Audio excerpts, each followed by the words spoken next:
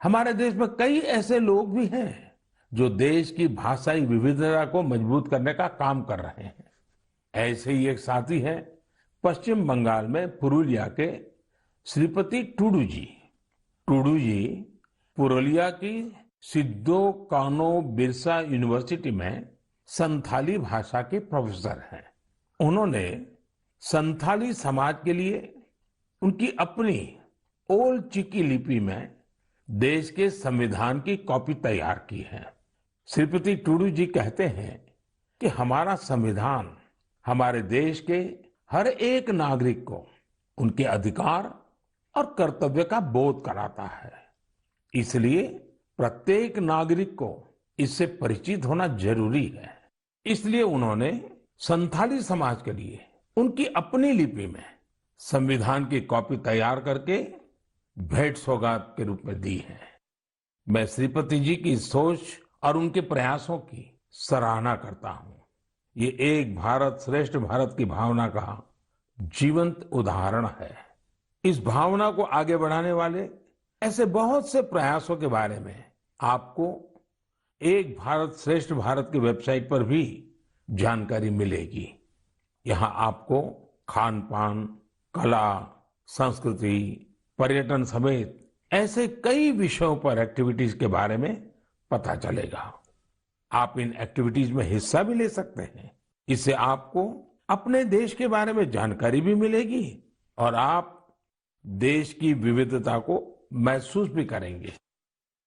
मेरे प्यारे देशवासियों, इस समय हमारे देश में उत्तराखंड के 4 धाम की पवित्र यात्रा चल रही है।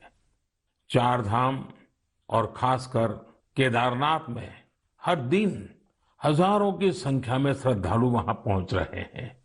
लोग अपनी 4 धाम यात्रा के सुखद अनुभव शेयर कर रहे हैं। लेकिन मैंने ये भी देखा कि श्रद्धालु केदारनाथ में कुछ यात्रियों द्वारा फैलाई जा रही गंदगी की वजह से बहुत दुखी भी है। सोशल मीडिया पर भी कई लोगों ने अपनी बात रखी है। हम पवित्र यात्रा में जाएं और वहां गंदगी का ढेर हो, ये ठीक नहीं। लेकिन साथियों, इन शिकायतों के बीच कई अच्छी तस्वीरें भी देखने को मिल रही हैं। जहां श्रद्धा है वहां सृजन और सकारात्मकता भी है। कई श्रद्धालु ऐसे भी हैं जो बाबा केदार के धाम में दर्शन पूजन के साथ साथ स्वच्छता की साधना भी कर रहे हैं। कोई अपने ठहरने के स्थान के पास सफाई कर रहा है, तो कोई यात्रा मार्ग से कूड़ा कचरा साफ कर रहा है।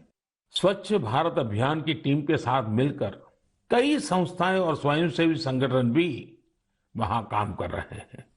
साथियों, हमारे यहाँ जैसे तीर्थ यात्रा का महत्व होता है, वैसे ही तीर्थ सेवा का भी महत्व बताया गया है। और मैं तो ये भी कहूंगा, तीर्थ सेवा के बिना तीर्थ यात्रा भी अधूरी है।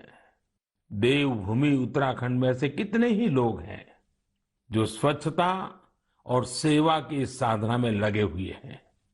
रुद्रप्रयाग के रहने वाले श्रीमान मनोज बैंजवाल जी से भी आपको बहुत प्रेरणा मिलेगी। मनोज जी ने पिछले 25 वर्षों से पर्यावरण की देखरेख का बीड़ा उठा रखा है।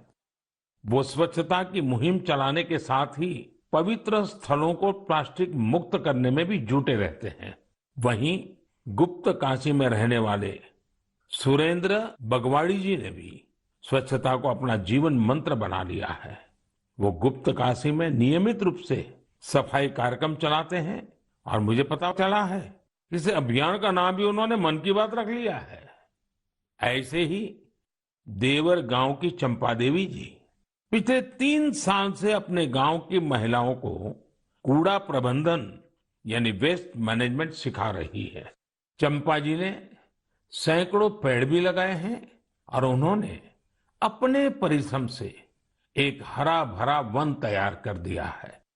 साथियों, ऐसे ही लोगों के प्रयासों से देवभूमि और तीर्थों की वो दैवीय अनुभूति बनी हुई है, जिसे अनुभव करने के लिए हम वहां जाते हैं।